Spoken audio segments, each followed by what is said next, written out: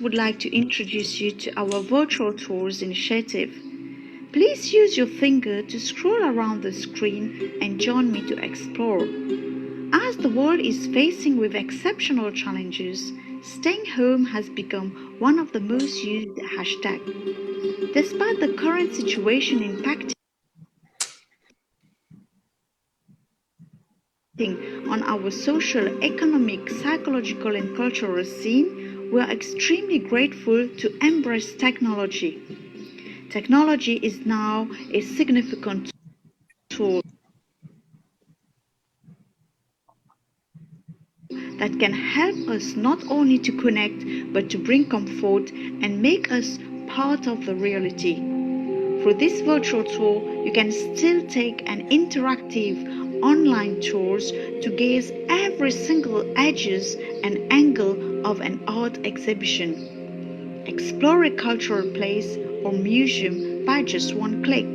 Let's take this opportunity to connect, create, and collaborate while keeping our artistic and cultural activities live.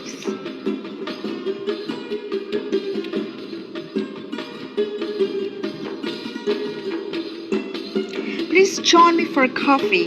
As you can see, every corner and every single details of this cafe.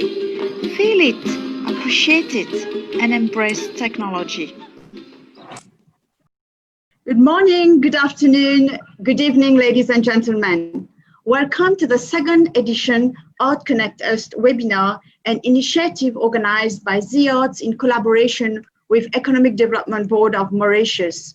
Today, we will be discussing about a burning subject which is making the highlight of our everyday lives, art and digital transformation. My name is Zahira. I'm the founder of ZeeArts, and I will be moderating this panel discussion today. Before we jump in the subject, let me introduce you to some house rules. We will be discussing for around an hour approximately and take 10 to 15 minutes Q&A. So you will be able to ask questions to our vibrant panelists today. Please use the table, the Q&A below to type your questions. If you have any comments or feedback, please keep them at the end of the webinar. Simultaneously, the webinar is live now on our social media. It's on Mauritius International Art Fair Facebook page. To illustrate this, just as today, we're having great conversation on this Zoom meeting. Obviously, a couple of weeks or months back, we will not be able to do it. Perhaps many of us didn't even know how to use Zoom.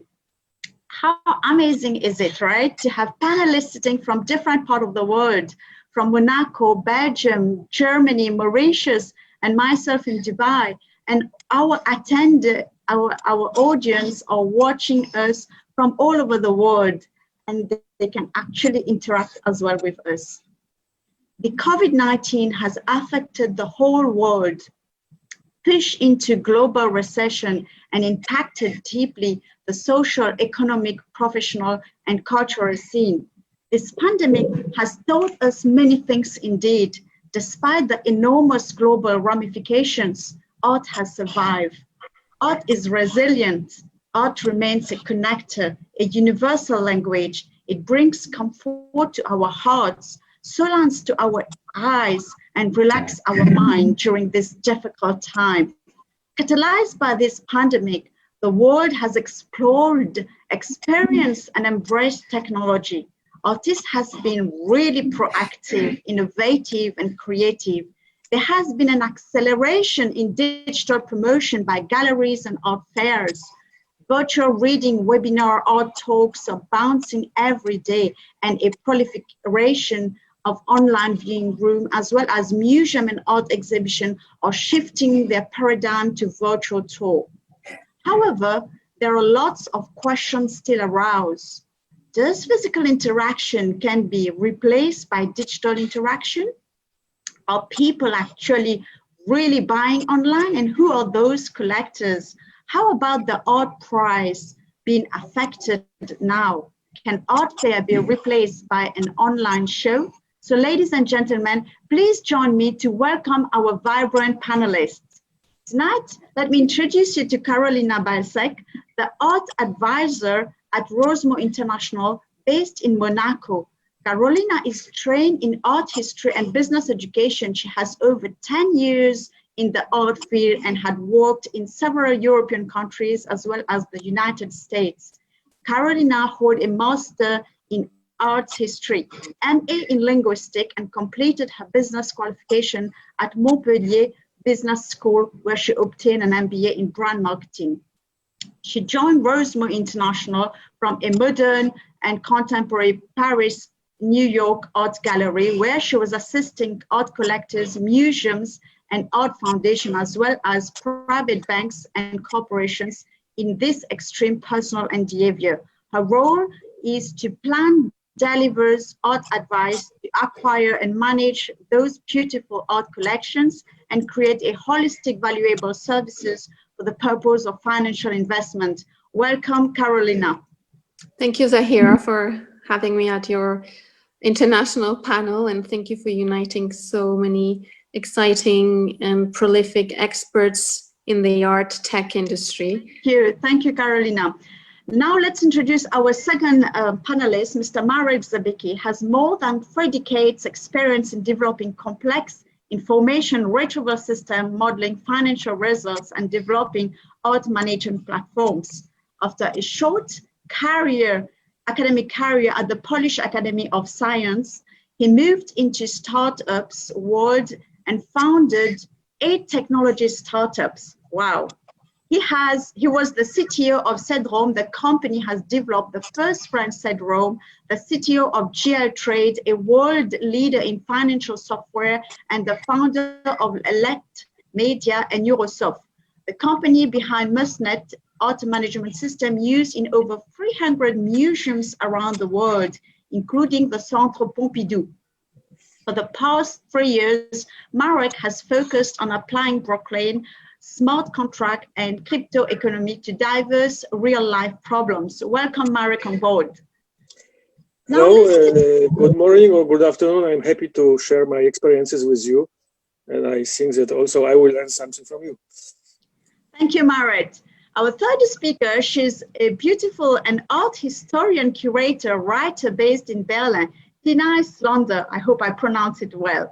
To focus on the impact of digital interaction on individual, environment, and society, as well as on virtual reality in visual arts. She is the art director of the VR Art Prize. With her independent exhibition platform, Peer to Space, she has been curating and organizing international group shows since 2010, such as the N-Frame World, virtual reality as artistic medium for the 21st century at HEC Basel in 2017.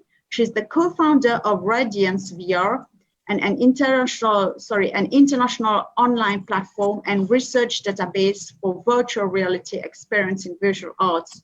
She's also the founder of Saloon. I'm sure many of you would be interested to know about it. It's an international network for women working in arts, active in 10 different cities. Tina is a PhD holder at the University of Art and Design Links in Austria. Her research topic is artistic self-representation in digital art. Welcome, Tina, on board. Thank you so much for this beautiful introduction. I'm really happy and honored to be here. It's really great. Thanks. Last but not least, David. David Lagesse is born in Abidjan, in Ivory Coast. During his childhood, which likely forged his aesthetic sense of curiosity, drawing and painting become a means for him to depict his experience and emotions. He has a BA in fine arts from Curtin University and an advanced diploma in graphic design. The experimentation continued while working in creative industry for 15 years. David asserts himself as an artist, creative minds, and entrepreneur. In 2017, he founded Art Lab, an art studio with a strong highlight on education component. David now works as an artist, focusing on education and collaborative projects. So let's move on to our discussion now. Carolina, In your role as an art advisor, you have been extremely active prior to this pandemic. Your experience with different art collectors, attending art fairs, and now with everything moving online, how do you approach this change, and how did this impact on your work environment? Yes, very relevant question, Zahira. Frankly speaking, the dramatic repercussions of COVID have revealed obviously devastating results, but also some positive, innovative paths of art collecting journey and education for art collectors. And so with that in mind, we always, in the art market, we rely on collaborations with art professionals, meaning auction houses with whom myself, I'm working on a daily basis as an art advisor worldwide. Obviously, art fairs are an important part of my job, and where we take our clients on private viewings and openings of VIP shows at, you know, from Frieze to Art Basel to FIAC, you name it. So obviously this this opportunity has been taken away from us abruptly. However, I have to salute also the reactivity of many professionals from all over the world who immediately jumped on the digital realm and created fantastic platforms for art professionals like myself to dive into and nurture the dialogue with collectors and high net worth individuals looking to invest in art, looking to diversify their portfolio, and also looking to find pleasure and way of socializing with their peers. And so, for example, from my perspective, working in Monte Carlo, I'm very grateful to the organizers of the Art Monte Carlo Art Fair, Thomas Hoog and Sonia Pastor, who have delivered immediately an online tool for the art fair. They have provided us with a wonderful online catalog of all the galleries represented at the art fair this year. Unfortunately, the art fair was cancelled for the same reason as the entire planet has been experiencing. But they have stepped onto the task, and they have provided a very easy, simple way of browsing through the portfolio of artworks delivered by the diaspora of galleries who are participating in Art Monte Carlo. So that was going back to April when the art fair was about to start in Monte Carlo. I think the interactivity was amazing. There have been sales reported from that endeavor. There have been not just boring presentations of artworks. There have been also interactive possibilities to listen to a concert, to experience a culinary experience from the Riviera. So this has been an incredible way to reach out to our clients and show them that platform. Of course, with so many virus-related restrictions still in place, the digital approximations of the events that keep the industry moving are the only way to stay in business, frankly. However, we have to note that the online transactions represented just 9% of the global market, estimated for $64 billion last year, according to Art Basel report. So there is still a big gap to be bridged between the online buying and also the demographics who are buying online. And the change right now, coming back to your questions, is a big revolution. And we have to see the change as also a way of higher interactivity and creation of more sustainable relationships between the art market industry professionals and the collectors. Obviously, there are some positive aspects of it as well. We can't forget those.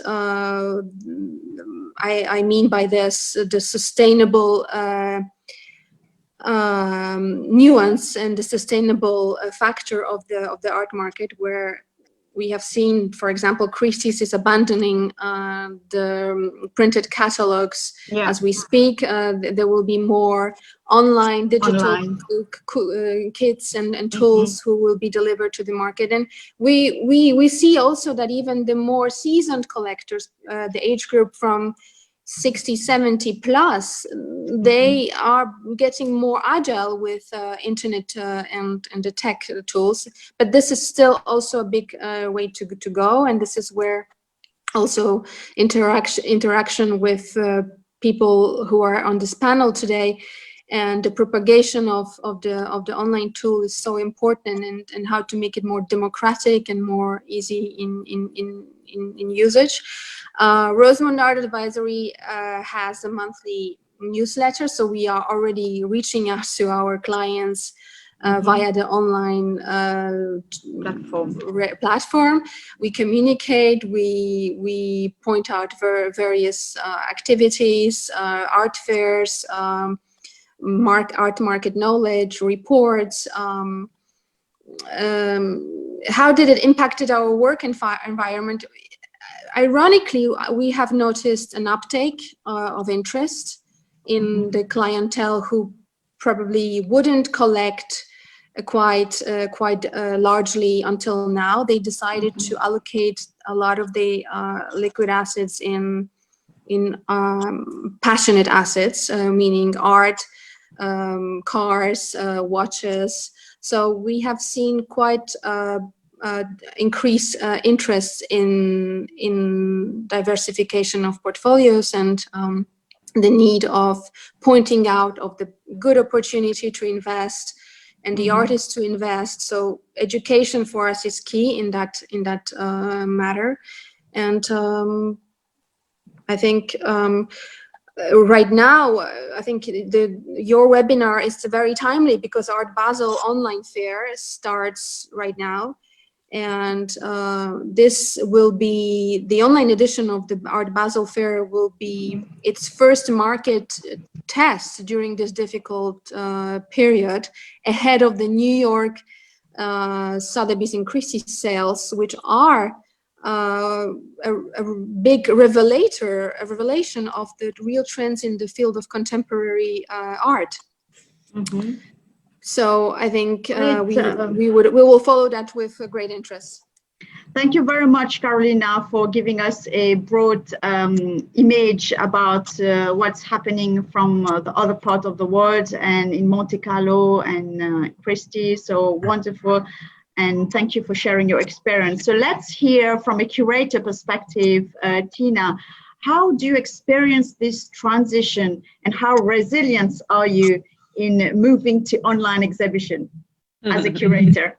Yeah, thank you so much. Also, thank you, Carolina, for this information and talk. It was really interesting to learn about all these new approaches at the art market. It was really interesting, because I'm not so much in the art market as an independent curator. And for me, dealing with digital art or digital since 10 years, I, of course, witnessed that the digital transformation or transition, as you call it, started like 30 years ago, when the internet started to exist. Then online exhibitions began to happen. There was the first big portal and social forum for online art projects in 1991 called The Thing. Then in the 90s, many different platforms, Mocha, AdaWeb, even the Documenter 10 had an online exhibition space in 1997. And yeah, also there was the Whitney Biennial in 2000. Second Life was a big portal where many exhibitions and performances took place. Since 2013, we have the Wrong Biennial, which is the biggest online biennial for digital art with thousands of curators, even more thousands of artists participating, which also spreads in local exhibition and online exhibitions. It's a really huge project. And yeah, with Peer to Space, we also do online exhibitions since 2016. We now just launched a new online screening series, Passport Toto. And yeah, but this leads me to your second question. How resilient are you doing online exhibitions? Because obviously that's not a market. There is just no money in it. All the artists provide their works for free. For our exhibitions, the Wrong Biennial basically functions for free. No one is paid unless you maybe are a local exhibition institution and got some funding which you can put into this. And also with Peer to Space, we curate these online exhibitions, we buy the web space, we do everything and invite the artists, but also we don't have money to pay 50 artists for this show, right?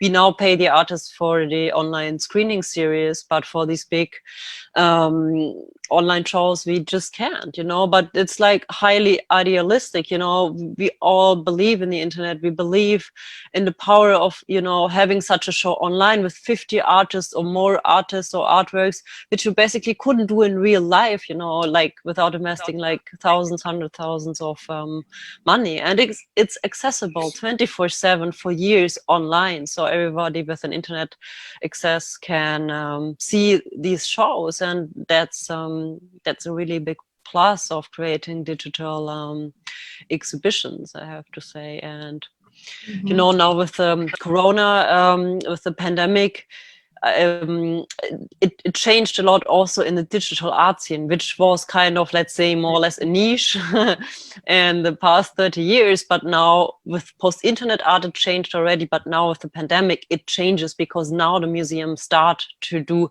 these kind of online formats. Just easily, they have a guided tour with the director through the museum. It's so easy to stream, but now they finally, these institutions do it, and they refuse doing it for decades. And also funding possibilities, especially here in Germany, also focus more on the digital now. And this is just since the pandemic. That's right. Thank you, Tina, for giving us also an expanding more on the curator, as a curator perspective. David, you as an artist, can you please tell us, how did you make efficient use of your time and your creativity during the lockdown? And what was the highlight and impact on you as an artist? Yeah, sure. So, obviously, us being in Mauritius, we're a little bit disconnected from all this global talk that I'm hearing now, which is amazing. I think that being in Mauritius, we sort of feel a little bit disconnected. So during this time, it was an opportunity for me to actually reconnect even more with the online platforms, whether it's for my personal education, whether it was for encouraging my students to get online and educate themselves. But mainly, I made the most of it by updating my own resources. So it was a question of updating social media sites, updating my website, renewing and revamping my content. I guess from a sort of low-end scale of being just in the mainstream education of art, it's a way of saying to people, okay, we can all have access to the information we need online, and we can have access to great websites, and we can also promote our work online through these various platforms that we have now. So I think it's a big eye-opener for everyone to say, how can I use the computer or the telephone or the desktop, whichever it is, how can I use this tool to maximize my exposure to the world and connect with other people? And I think in Mauritius, there is a real urgency for people to update this professionalism, update their mindset to say, I don't have to limit myself to being just on a local platform, I can now really push out my work and show the world what I can do. And I think Mauritians need to perhaps embrace this moment that we're living in now to really connect with the external opportunities that are happening through the online opportunities. One other thing that kind of helped me get through this kind of non-connectivity with my students or clients is to reevaluate what is important in my process of work and which are the ways that I can actually use online platforms or digital media to actually connect with more clients and connect even with other opportunities of learning for myself. Thank you, David, for sharing your personal experience with us. Marek, you who have 3 decades of experience and expertise in the tech world, tell us a little bit more on how this pandemic has pushed us to move to different digital platforms, and what was the impact about art and the digital transformation. You have to unmute yourself.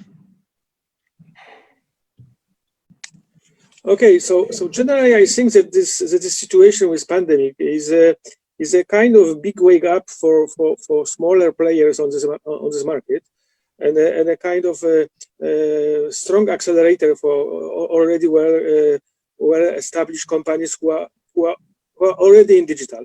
You know, when I entered this world of culture in general, not yet art but culture, 20 years ago, so I moved from other business I was doing in my life, especially finance and information retrieval. I was really wondering how it may exist such sector like museum and culture sector when the tools, modern tools, are non-existent. They were still using. They were at the time being. They were using tools which were for me a kind of technology from 80s. And it still doesn't change a lot. I still museum sector is a very undeveloped sector in terms of technology.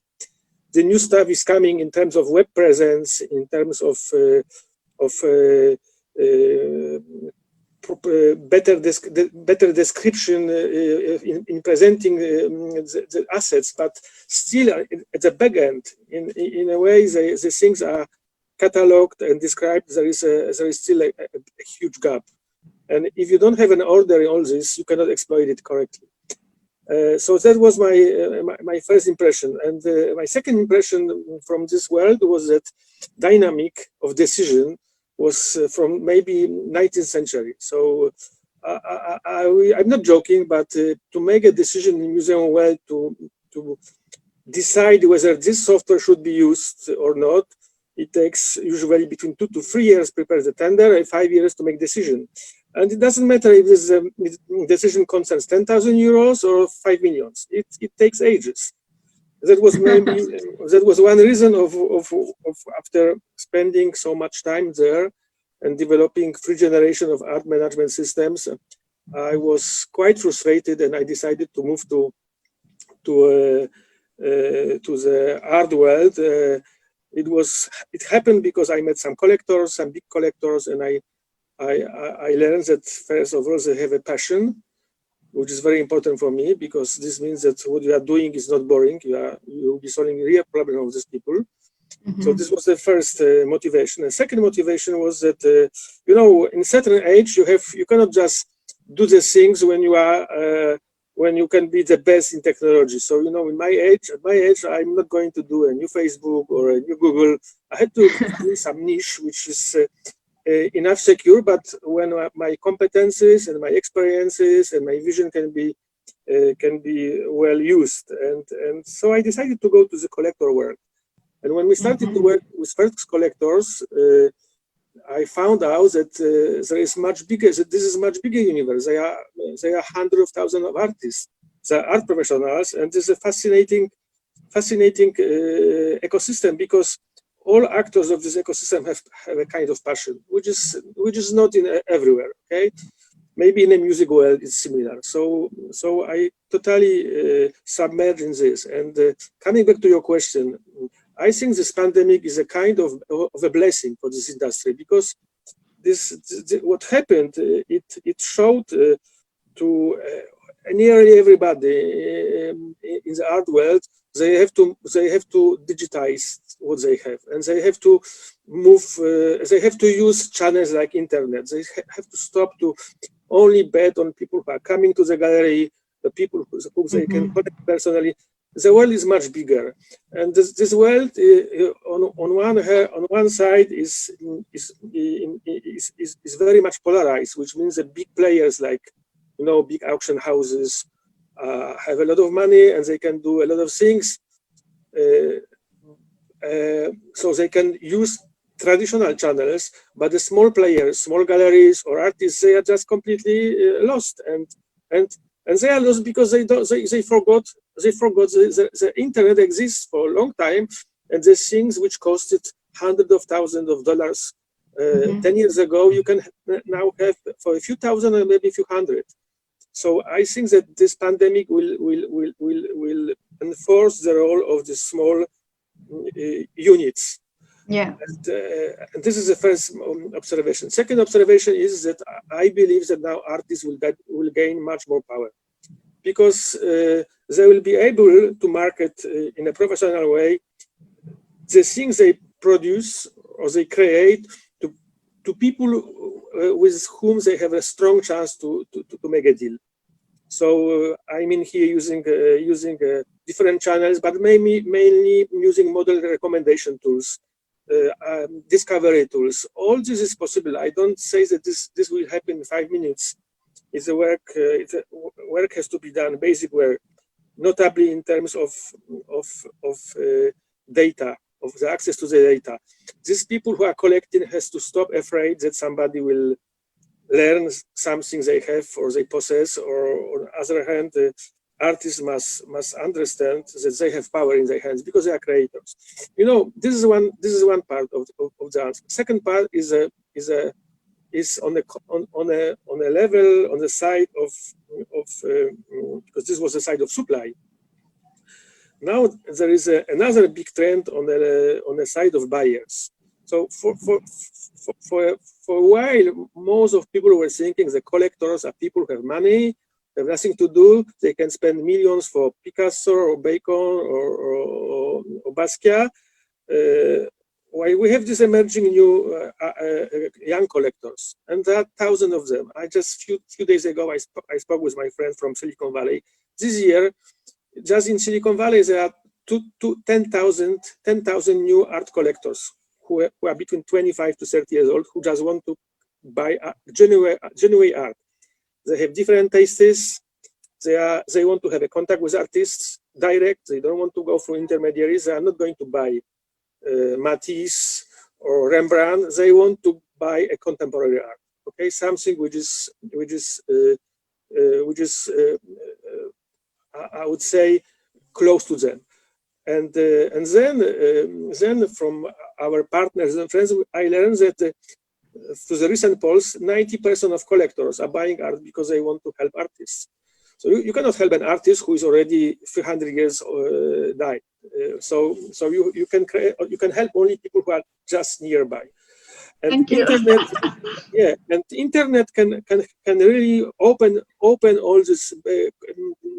Open these barriers. You can buy now art from Africa, from Australia.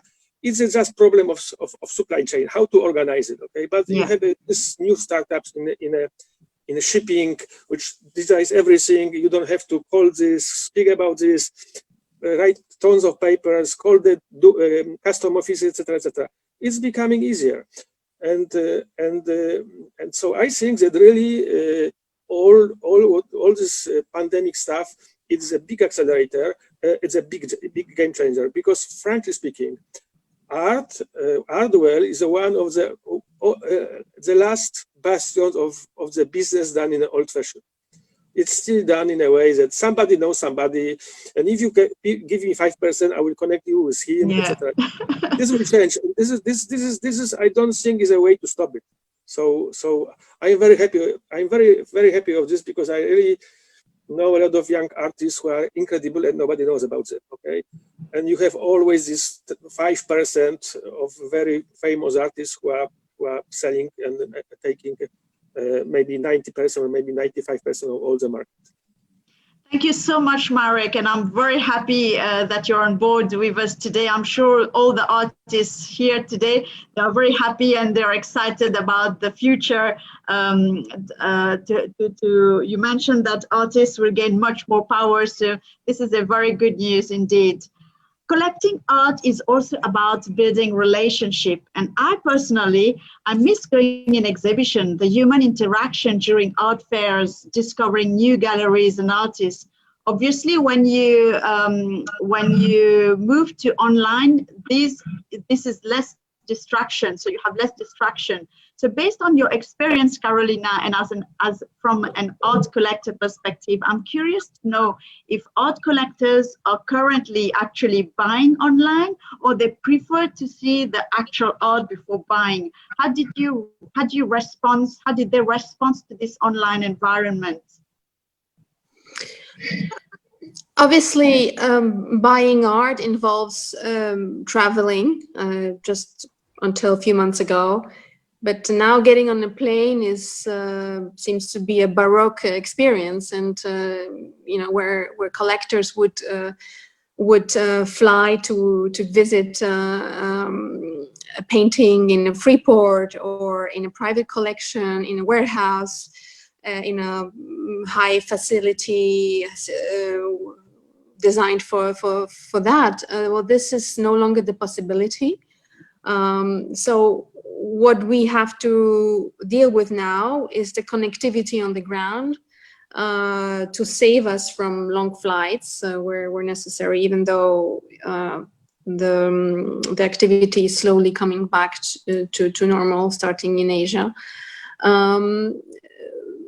I think that we have various categories of collectors, and if I were to put them in a repertoire, we have people who are on the very top of the collecting threshold. That being said, we are talking about high net worth clients within 20 million plus group, and obviously for them it's been also a learning and adaptation going forward during the several months. It all comes down to the industry that they are in, and that how they are making the money. So industry specific for clients. And for example, anybody in the commercial real estate is wondering how the pandemic will pan out on the investments. But they are still having a huge portfolios to invest, and those people within, as I said, within the 20 million plus group, they are hoping for what we call an opportunity, a private opportunity to come along, and these are the people who normally receive the phone call in priority from dealers, from auction houses in the private sale mode, and they are having the privilege of knowing what is really very hard right now to invest. Then we move on to the $5 million plus collectors who are hoping for more reason, who are hoping for more chance also in the competitive price point, because the market is very deep and they still have the appetite for it. And those people have been buying also online before the pandemic, and they've been looking at various propositions coming from dealers, auction houses, their art advisors, obviously on the iPad, on the telephone. So it's not a new experience for them, but obviously in that threshold of investment, they need to see the artwork in flesh. And someone recently said that buying at auction is like dating. You can start online, but the sparks fly in flesh. So And then, so I think, you know, we can't replace obviously the physical experience, the exaltation of seeing a beautiful monumental sculpture in situ versus seeing it on a digital platform. However, we have to look at it as a way of enhancing and reinforcing the experience and the decision making. I'm not criticizing the digital platforms at all, but I am advocating from my experience also for the physical experience. Yeah. With works of art at an investment level, they need to be inspected just because of provenance, because of the authenticity, the condition report, and I think transparency. And transparency, absolutely. Yeah. And what I have noticed also going through the online rooms at Art Basel is exactly more transparency. Now dealers are required to publish online the prices for each artwork that they present, which has not been the case before. So this is a positive, in my opinion, this is a very positive move to create and deliver more transparency on the price positioning. Also, coming back now to the third category of collectors are the people who operate within 500,000 plus, $100,000, €100,000 plus, up to 2 million. And here we have seen a lot of online sales being delivered, a lot of transactions through the online platforms being traded, and this is holding up very robustly. In-person viewings, in additional of digital tools, can't replicate the soul and experience of art. So I think we all are very we can't wait to gather again to see our art professionals, our colleagues, our collectors uniting and emerging from the lockdown.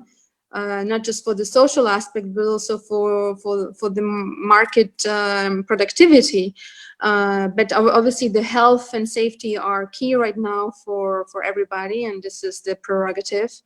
But I think major auction houses, they have the comfort of welcoming clients already in big facilities, big buildings, big exhibition rooms, where the social distancing criteria is respected. So from that angle, we have already seen that Sotheby's Hong Kong they have already opened the auction rooms last week for appointment only or for smaller groups, and this has been working quite well, I hear. I think young collectors are still viewing and buying pieces online, and that will remain. Now everybody's spending more time online. Also, what David said earlier from his position as an artist, it was a prolific and productive time for him to update his portfolio and to maybe reflect upon ways of marketing his work. I think the category of older collectors who are very seasoned collectors, very sophisticated collectors who contribute to great sales overall. This category will be very cautious in buying online. This is a demographic that is very vulnerable and is very cautious on the health crisis. So to these people, we won't be seeing them going online and buying from an online room. I think they will probably send their advisor, or they will ask the dealer to help with that activity. Sure. But also, having said that, trust and transparency is very key, because at this point when people are buying now within a couple of $1 million paintings, they buy from dealers they know and they trust. And this is a very important factor that can be replicated also on the digital platform, because if someone has been until now buying only works from Hauser and Wirth or Gagosian or Perrotin Gallery or Halina Mad Gallery, they know what quality they can expect and what due diligence they can expect also from them, and they will continue the process online most probably. Thank you so much, Carolina. Supporting the same statement, Marek, as people are spending lots of time online, do you think this trigger emerging collectors? From your experience, how actually these emerging collectors are they buying, or they are just spending time and checking? Well, they are doing both. They are using electronic universe as a way of discovery of artists, or maybe accessing the artists they already know. Unfortunately, most of these artists, they only present is on Instagram, and on Instagram is, they are buried under different things. And even if you want to connect to them, you have to find a way, send a mail. Sometimes you do it and you get in touch after 1 week, and then maybe the object you like is already gone. And then you cannot just go and browse through all these thousands of them. So modern tools and dedicated platforms I believe are strongly needed. What I would say is that what I think the most important thing is that you have to understand that there are two kinds of art collectors, and there are I would say 2 or maybe 3 levels of accessibility. So I don't believe that blue chips like top artists and top artworks, which cost millions, will be ever sold on internet.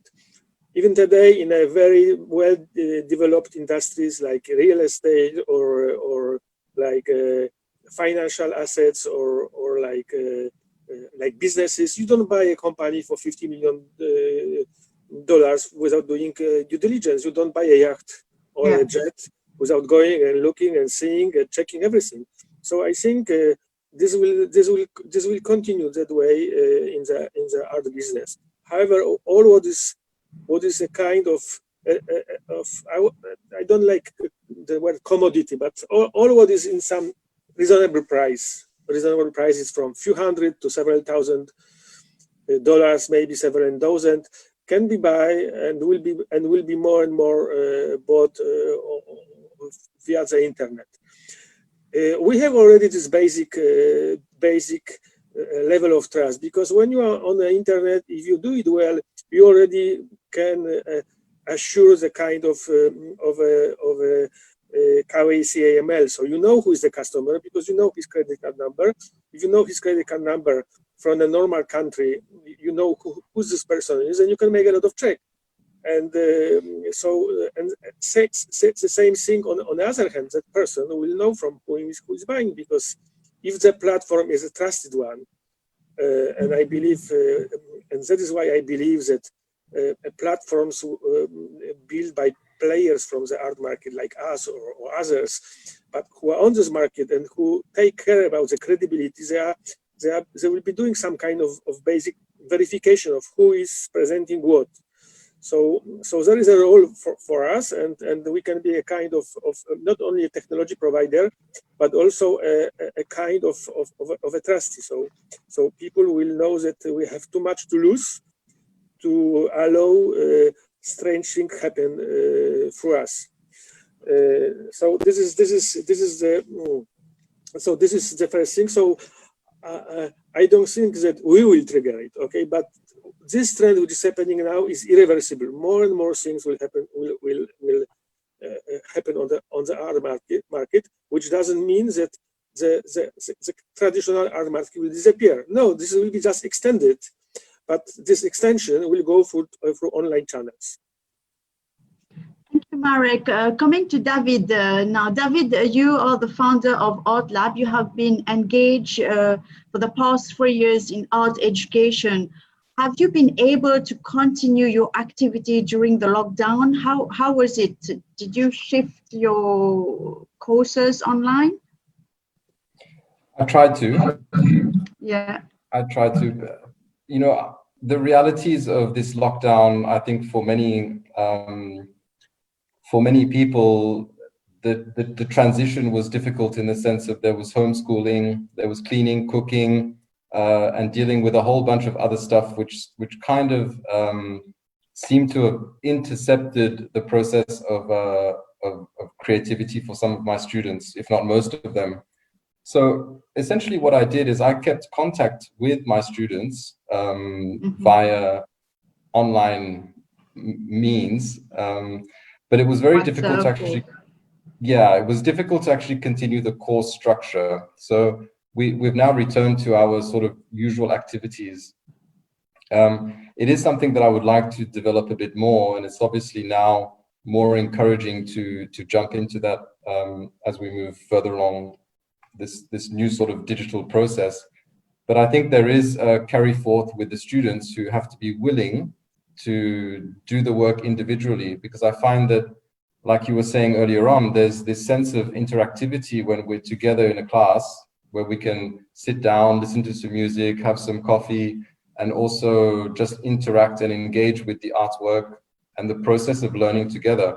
So I think that for some people, finding themselves in a solitude sort of manner and continuing, I think that it became a bit discouraging for people. So, you know, I think going forward, it's a great process to look into and try and develop. But at this stage, during the confinement, I wasn't able to continue my courses. Excellent. Thank you, David. Tina, recently, there are around 30 galleries from Berlin who open up, the city of art and culture. I'm curious to know, how was the transition happen? I mean, people came, visit the gallery, or they still follow the online process? How was the process? Or do you think we should have room for both of them, so the physical and the digital? So how was it in Berlin? Yeah, I mean, as Marek also said, the digital is not there to replace the physical, and that's really important. It's an extension, and you know, we can use the advantages of both worlds at a time, you know, and I think that's a really important fact. And that's also what the Berlin-based galleries now do. They also understand the potential of the digital. They build digital online platforms where they share their artworks together, where they communicate together, and therefore also able to reach a much bigger audience than they could just on their own, you know, and that's really important. Also, there are not only blue chip collectors, there are like many like micro collectors, many who have just a few euros to spend a year, you know, and they all still also want to buy art, and for them it's of course much more easier to have these kind of platforms from the Berlin galleries, for example, or also on Instagram. Many of them buy just through Instagram. They see a piece and they just buy it, you know.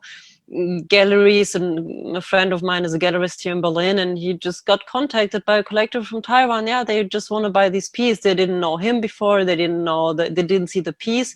They just bought it, you know. So there is already a lot of trust when selling works online also, and especially for younger generation of artists, like they build a big audience online on Instagram, and then they sell products and artworks on their website, you know, and they make lots of money for it, and it works for many people. So it's really a lot about that you are visible as an artist online in different communities, that you communicate, that you showcase yourself, that you make yourself visible. That's really important for the younger artists, and then they can also make a living from selling art.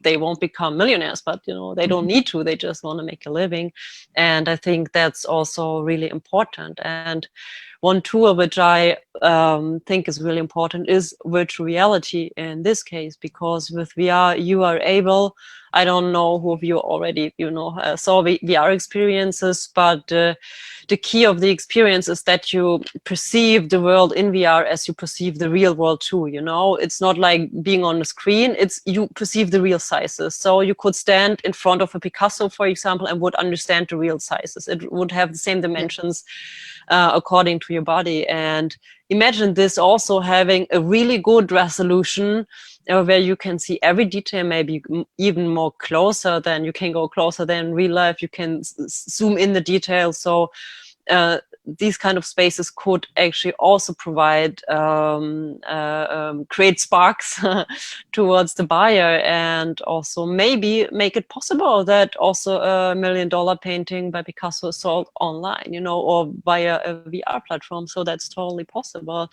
I mean, now I have to say we are not really there quality-wise, so the resolution of the most VR headsets is not like, there is much improvement to do.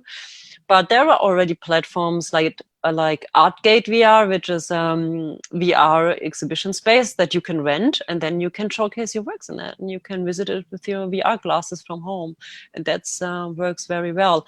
And not to forget the digital artworks I'm dealing with a lot, which are made to be seen in the digital realm anyway, So. Thank you so much, Tina. We are 7 p.m. now, so 1 hour we've been discussing. I have one series of questions. I don't know, with your permission, if we can do a last round, and then we start taking the question. Is it okay?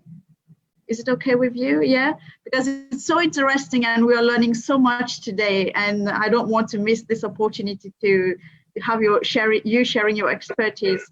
David, we talked about it earlier, personal branding, online presence as an artist. I'm curious to know, you as an artist, how did you position yourself, your online presence as an artist, and how social media has actually helped you to reach out to your client? This is my first question. And the second question is, residing in Mauritius, do you think having a digital present help you to have access only to the local market, or you can expand to the global perspective?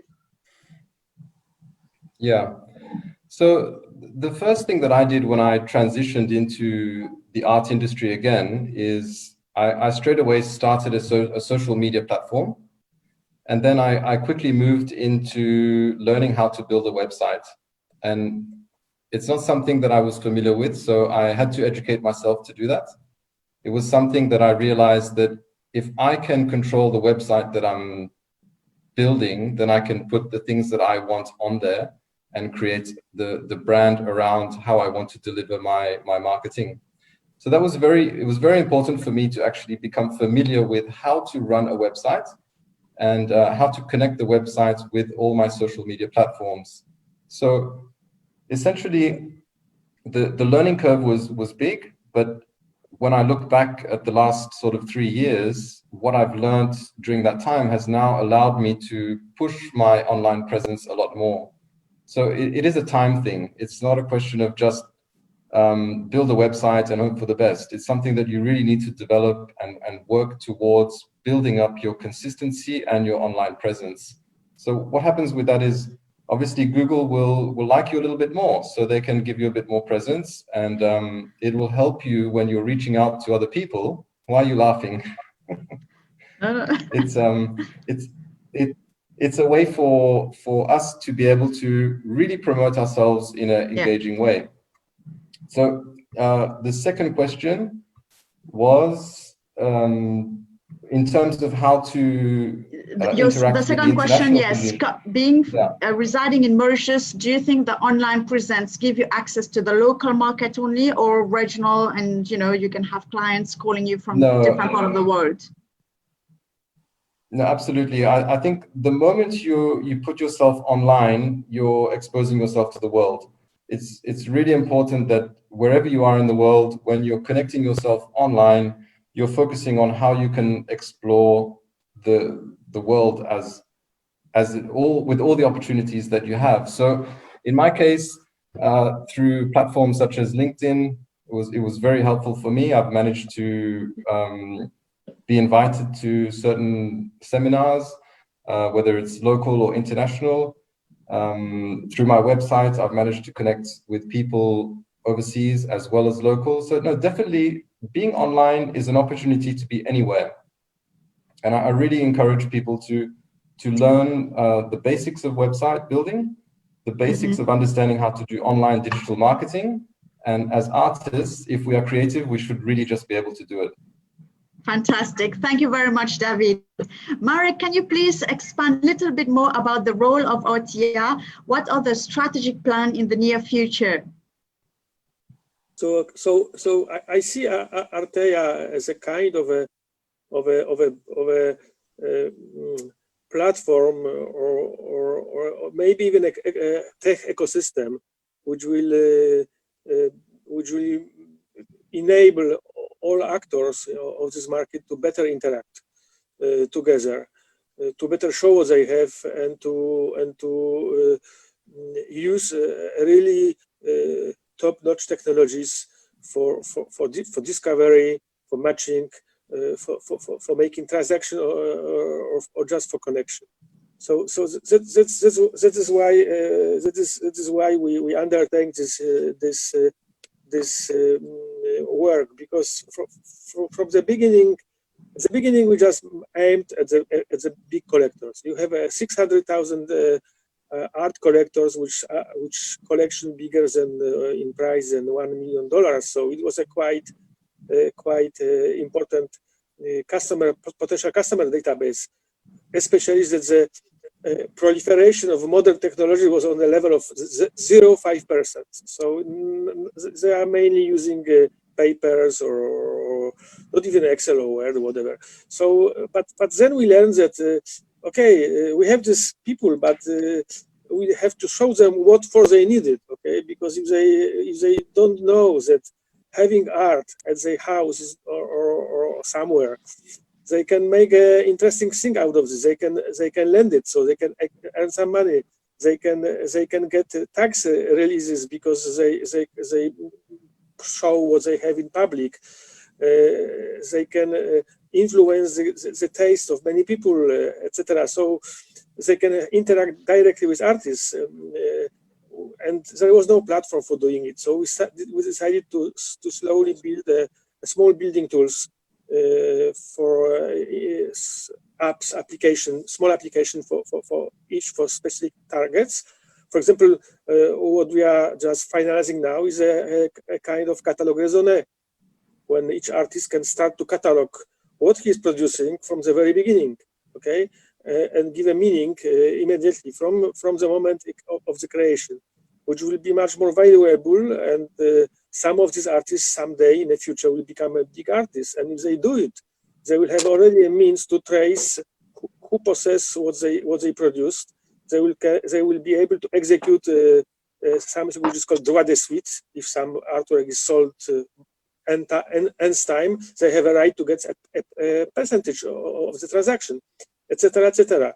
So coming back to your question, we want to develop a set of cooperating tools which will enable artists, art collectors, professionals to interact together.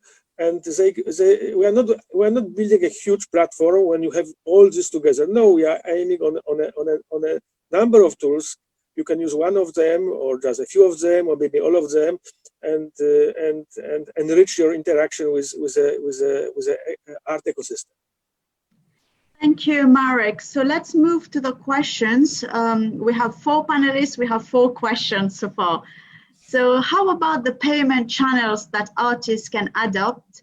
How can an artist secure safe relationships when it comes to selling art privately? From Anita Ohulu. Anybody would like to respond? So maybe I can answer this. Yeah.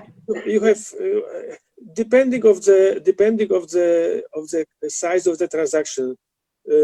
You always have a traditional payment channel, which means you connect with that person and you deal with him or with her how to transfer money, and what is the trigger, what is the validation. So you can make a wire, or you can send a check. It depends where you are, whether you are close, whether you are distant. Then for smaller items, you can use internet payment systems. There is a lot of them. The most famous is PayPal, but most of us has already credit cards, and there are and unless you do a punctual transaction and not a kind of subscription stuff, is relatively easy. Subscription is much more difficult, but for buying, selling up to a certain level, you can even get a warranty from a bank. So it's not that I would say rocket science. It's already done and is well used in many other industries. Thank you very much, Marek. We have a questions for Carolina from Mrs. Puja. In terms of online exhibition for artworks, what are the specific criteria or guidelines to follow to attract more potential buyers, which will obviously help in the economic development of our country? I think she's from Mauritius, because we do have so many artists here in Mauritius, and chances should be given to them to showcase their talent in a proper way.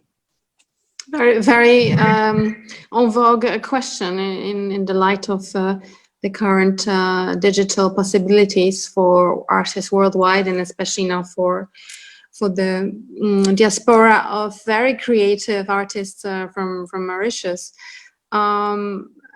I think every artist, irrespective where they're coming from, they need a curator. That's the ideal case. If they can get a validation and an essay written up by an art critic or curator, that always enhances the value of the work. We have seen various collaborations between artists being appointed ambassadors of various sustainable projects. And photography, for example, is one of the mediums that resonates a lot with sustainability these days through the lenses of beautiful, fantastic photographers. We can see the evolution of the fauna and flora worldwide. We can see also the negative effects of the global pandemic for the environment. Yes, there's the pandemic for the people, but the pandemic also is for the environment and the ecosystems with global warming. And so there is a huge numbers of collaborations, and I always encourage artists who are starting the activity to get affiliated with various foundations, projects being delivered through private banks who take the voice right now also as an advocate in nature protection and sustainability. Obviously, what Tina said earlier, that there's this huge ocean of Instagram possibilities where artists can themselves market themselves and put themselves out there to the public. It takes obviously a good eye and a theme to create the narrative for the artist. I think the chances of an artist selling a higher amount of works is by giving the public a narrative and a theme where they can relate and they can create a journey for them. And this is also a very interesting hook for collectors. We should not forget, collectors are also there. As much as we have emerging artists, as much as we have also emerging collectors. So we need to bridge the gap and the dialogue between the two. Yeah. And so obviously, yes, interactions with art curators, with art historians, with private enterprises who are willing to sponsor a lot of artists these days, and work with good artists as an ambassador for the particular project. There are various ways of expanding art on other segments of business, whether if it's finance, whether if this is fine food, gastronomy, digital world. Now the digital blockchain possibilities offer a lot of self-promotion and co-participation and co-investment for people who would like to buy a piece of art, but not necessarily they can afford it. I think Mauritius being such a paradise destination for everybody, and I hear COVID-free country right now, which is very good news. I think what will be a very good piece of advice and catalyst to restart also the economy is the culture and art travel, meaning creating possibilities for artists to have more exhibition venues. You have been an incredible catalyst, Zahira, yourself, for launching the Mauritius International Art Fair for various artists. Started last year. I hope we'll be able to travel I'm going this to year. announce it later on. I'm going to announce it, And I think Mauritius has an absolute opportunity, prime opportunity to become the international hub for culture and art for the African countries as well, and be the bridge between those countries.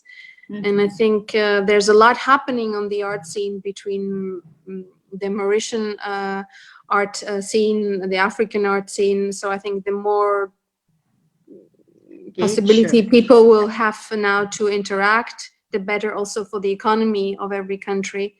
And I think everybody would be very enticed to visit Mauritius and see beautiful exhibitions, see your museums who tell a wonderful story of the country.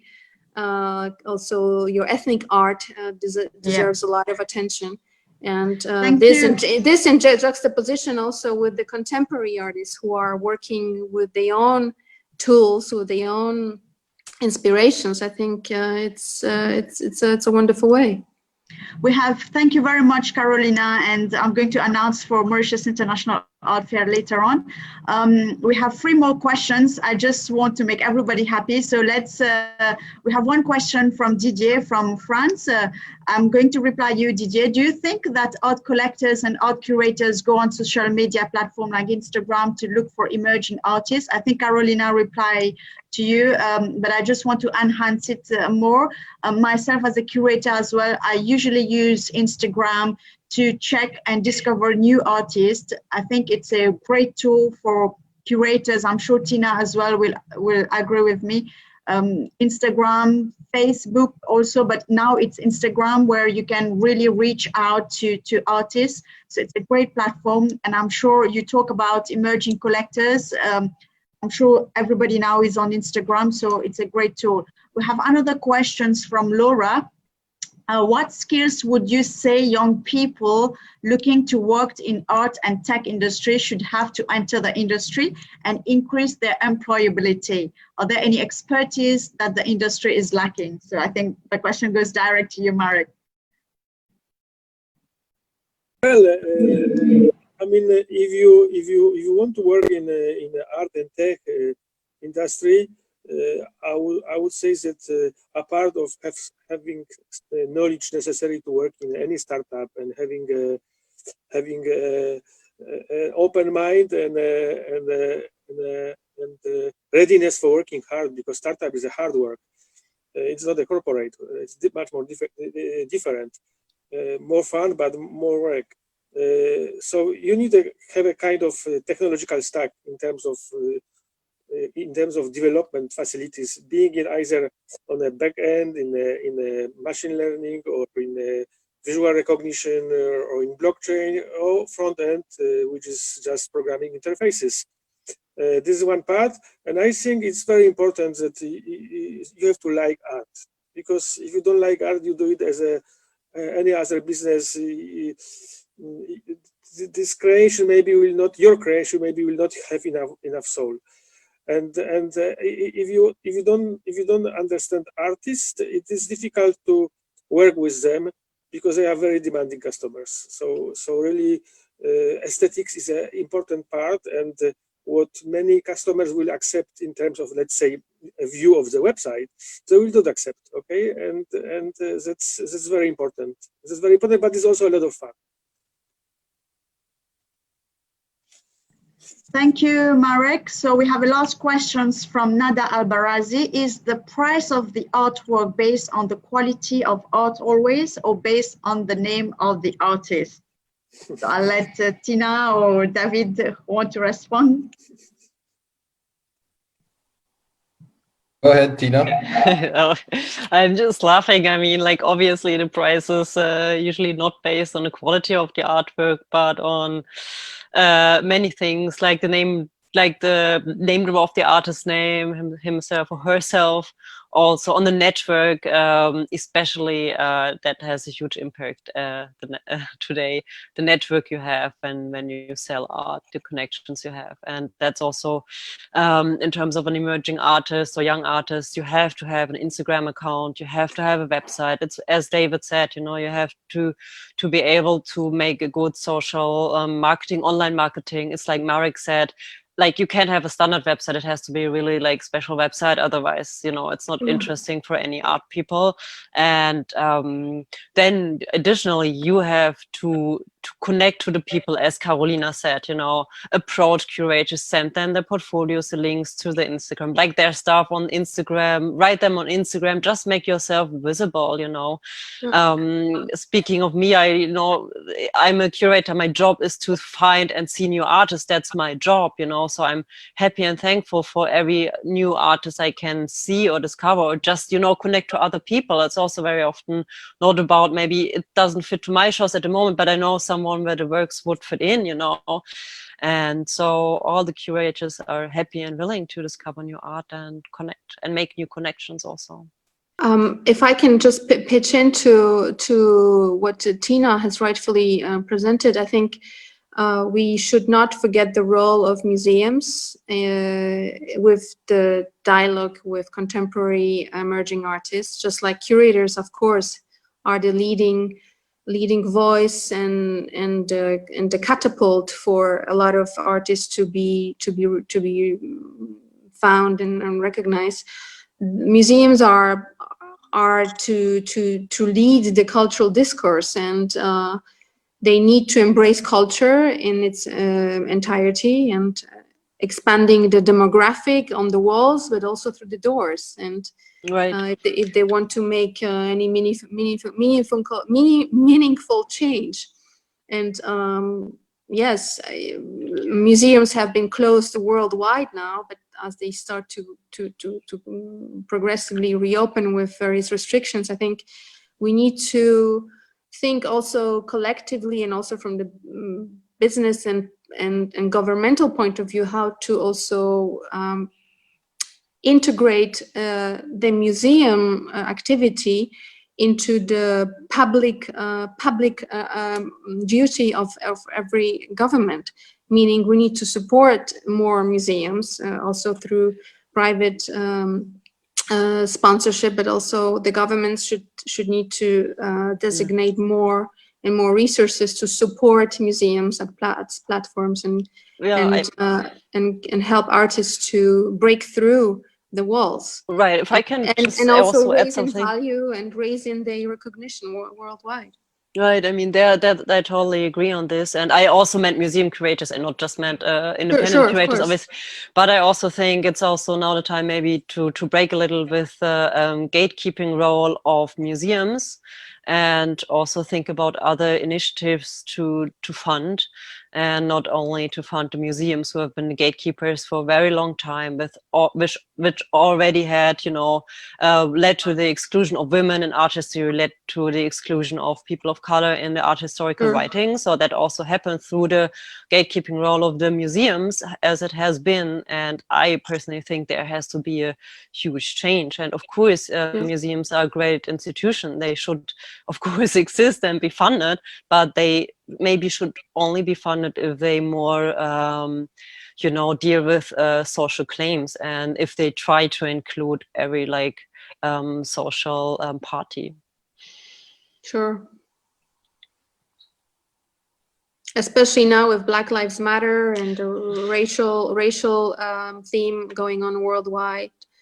This brought a lot of catalysts and a lot of repositioning of various museums taking voice and yeah, but also feminism is not a new thing. Also, Black Yeah. Lives Matter is not a new thing. It's been around since 200 years or longer. So they tried not to be affected by this so much, and they did this for 200 years. And there has to be some change in the system. Recall, she said that it takes lots of time to position herself on social media.